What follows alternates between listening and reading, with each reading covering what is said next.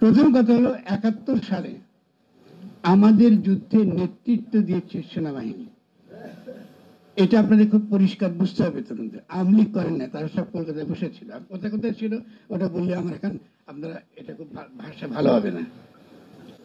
তারা করে নাই। শেখ মুজিবুর রহমান কিন্তু তখন ইতিমধ্যে পাকিস্তানের কারাগারে তিনি বন্দী।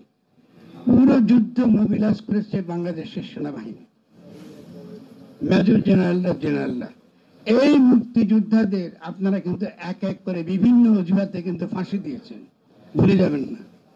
আপনারা বাঙালিরা, এই বাঙালি জাতিবাদীরা বিভিন্ন নামে ফাঁসি দিয়েছে। এবং শুধু তাই করেন না, আপনারা কি করেছেন? আপনারা পরবর্তীকালে কবে 1972 সালে আমাদের দেশ স্বাধীন হয়েছে, আপনারা একজন পাকিস্তানি জেনারেল, যিনি পাকিস্তানের সার্ভিং অবস্থায় বাংলাদেশের ছুটি কাটিয়ে আবার তিনি কিন্তু বিদেশে পাকিস্তানের জন্য যোগদান করেছেন। তার নাম কি কেউ জানে এখানে?